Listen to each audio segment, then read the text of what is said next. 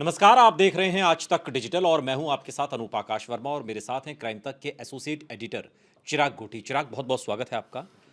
साक्षी murder case की हम बात कर रहे हैं और चिराग, साक्षी मर्डर केस में एक नई अपडेट ये है कि एक चैट सामने आई है। ये चैट साक्षी और साक्षी जिसके घर अपनी सहेली नीतू के घर रही थी, ये उन दोनों की बातचीत है। और उन दोनों की बातचीत में जो चैट सामने आई है उसके मुताबिक अगर हम बात करें तो नीतू साक्षी से ये कह रही है कि यार क्या तू मुझसे बात नहीं करेगी, कोई प्रॉब्लम है। और इसका जवाब में साक्षी कहती है कि मुझे मेरे माँ बाप ने घर में बंद कर रखा है, मुझे फ़ोन नहीं देते, मुझे किसी से बात नहीं करने देते, मैं क्या करूँ, क्या भाग जाऊँ। इस तरीके की इसमें बातचीत है और क्या कुछ है इस चैट में। इस चैट से अब ये जांच किस दिशा में आगे बढ़ती हुई दिखाई देती है। देखिए अनूप, इससे तो बहुत क्लियर कट ये लग रहा है कि लड़की जो थी वो परिवार की बात नहीं मानती थी। हम्म, और जब परिवार की बात नहीं मानती थी तो नेचुरली परिवार ने कुछ स्टिकनेस कर रखी थी, और स्टिकनेस इस हद तक थी कि फ़ोन तक ले लिया था। हम्म, अब ऐसे में फ़ोन क्यों लिया था? क्योंकि आप फ़ोन का बहुत इस्तेमाल कर रहे हो, आप लगातार बात कर रहे हो, परिवार की बात नहीं मान रहे हो, सुन नहीं रहे हो, तो नेचुरली परिवार की बात अखरती थी, और इसी वजह से उसको घर में बंद किया था। हम्म, इस संबंध में जो एफआईआर दर्ज हुई है उसमें भी उसके पिता ने बयान दिया है कि अफेयर का पता था उनको, हम्म। और ये पता था कि और ये तक कहा था साक्षी को। अफेयर का किससे पता, साहिल का पता था या प्रवीण का? ये पता अफेयर तो था। दो लोगों से सामने आ रहे हैं ना। ये पता था कि साहिल और इसके बीच में अफेयर चल रहा है। हम्म, और ये बात भी सामने आई थी कि उसके पिता का कहना है कि मैंने मना भी किया था कि हम्म, भाई तुम्हारी पढ़ने लिखने की उम्र है, ये सब हाँ, करने की उम्र नहीं है, लेकिन वो हम्म, नहीं मानी। हम्म, और गुस्से में, हम्म, चूंकि पहला एक सीक्वेंस ये लग रहा है 6 मई का जो चैट है जिसमें हाँ, वो ये बता रही है कि भाई हाँ, मुझे मुझे बंद मेरे कर। माँ बाप ने बंद कर रखा तो है। मुझे लग रहा है कि जब ये घटना हुई, हाँ, संडे के दिन की घटना है, तो करीबन उससे 10 दिन पहले आप मान लीजिए कि वो घर से चली गई थी, हम्म, गुस्से में चली गई थी और हम्म, नीतू के घर जाके रहने लगी थी।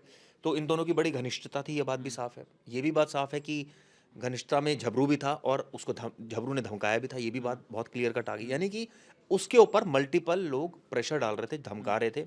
एक एक एक ऑडियो भावना जो इसमें एक किरदार है इस पूरे मामले में, उसने एक ऑडियो साझा किया है और उस ऑडियो के मुताबिक साक्षी साहिल से बात कर रही है और वो उसे एक तरीके से धमकी भरे लहजे में उससे बात कर रही है कि क्या बदमाशगिरी है या तू बदमाश नहीं रहा। इस तरीके की बातचीत उसके अंदर की जा रही है और ये दावा किया जा रहा है कि ये ऑडियो साक्षी का है।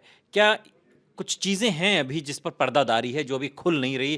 क्योंकि पहले नीतू कह रही थी कि बर्थडे पार्टी थी, हमारे घर में एक बर्थडे प्लान हो रहा था इसलिए वो मेरे घर पर रह रही थी।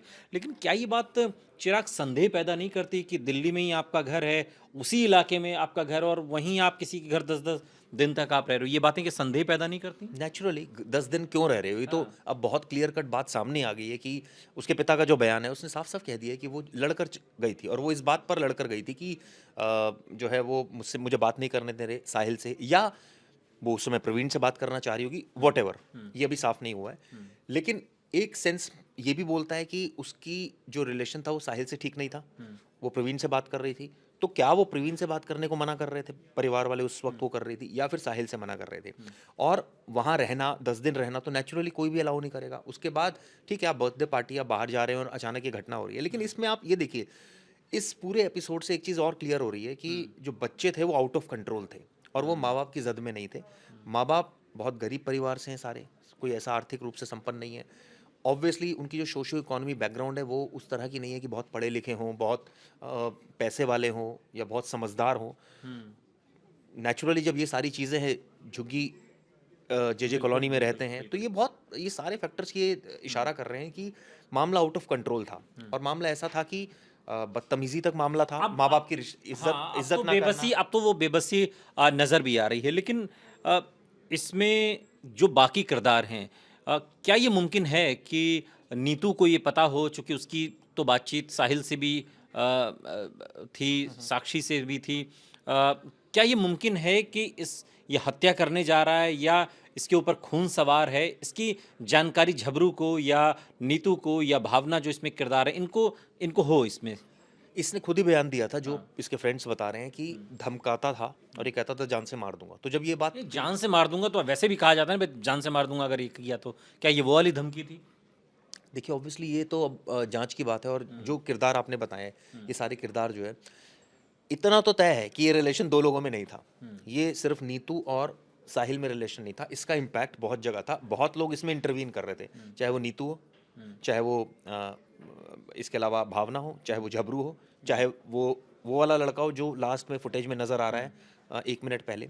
ये रिलेशन जो मेरे कहने का मतलब ये है, जब आप रिलेशन में होते हो तो नेचुरली कई सारी बातें अपने दोस्तों से शेयर करते हो, यार मेरा आज उससे ये टिफ हो गई, इस बात पर हो गई, वो मानता नहीं है, मैं अब उससे प्यार करती हूँ, प्रवीण से करती हूँ, ये बीच में अब दोबारा मुझे परेशान कर रहा है, मुझे लव मारने की धमकी ट्रायंगल दे। का ही ये पूरा मामला अभी तक Yes, समझ में आ रहा है। yes. लव ट्रायंगल का मामला है जिसमें एक ने बेवफाई की और उस बेवफाई का खामियाजा उसे इस तरीके से अनफॉर्चुनेटली भुगतना पड़ा। यही इतना समझ में आ रहा है फिलहाल तो। यही समझ में आ रहा है, लेकिन जहाँ तक बात है कि इसमें किसी को पता था या उसके बाद पता, ऑब्वियसली उसके बाद तो पता चल गया था, लेकिन किसी को पता था, इतना तो तय है, उस लेकिन- लड़के पर ज्यादा लेकिन शक है चिराग- जो 1 मिनट पहले नजर आ चिराग, रहा है। लेकिन जब आरोपी अपना गुनाह खुद कबूल कर रहा है, इकबाल या जुर्म, तो फिर अब उसमें क्या और जांच क्या होती है? मतलब इस तरह के केसेस में और क्या होता है? अब इसमें क्या जांच हो रही है? इस तरह के केसेस में यूजुअली वो खुद एडमिट कर रहा है, फुटेज सामने है, उसकी सीडीआर लोकेशन मिल जाएगी, वहाँ मौके पर है।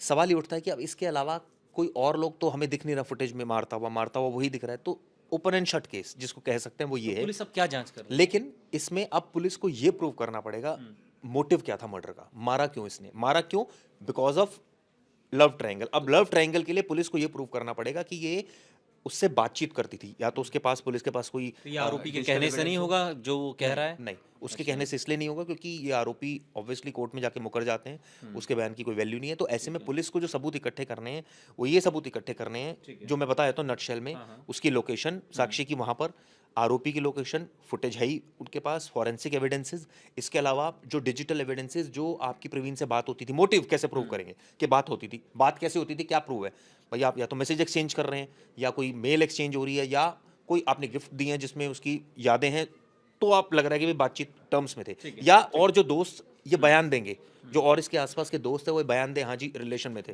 तो वो एक एविडेंस होता है कि भाई विटनेस दोस्त भी तो गोल मटोल बयानबाजी कर रहे हैं और उससे भी तस्वीर कुछ साफ होती हुई दिखाई देती नहीं। लेकिन चूंकि साक्षी के इस हत्याकांड से देश की राजधानी दिल्ली सन्न रह गई, क्योंकि जिस तरीके से सड़क पर बेरहमी से चाकू से गोद कर हत्या कर दी गई, उसने बहुत बड़ा सवालिया निशान पुलिस के ऊपर भी उठाया था। लेकिन अब इस केस के हर एंगल से तलाश हो रही है। आरोपी ने अपना जुर्म तो कबूल कर लिया, लेकिन पुलिस अब सबूत इकट्ठे कर रही है जिससे कि इस केस की मजबूती की दिशा में कदम बढ़ाया जा सके। बहुत बहुत शुक्रिया चिराग, इस तमाम बातचीत के लिए आपका। यहाँ रुक रहे हैं लेकिन आप कहीं जाइएगा नहीं, बने रहिए हमारे साथ, देखते रहिए आज तक डिजिटल।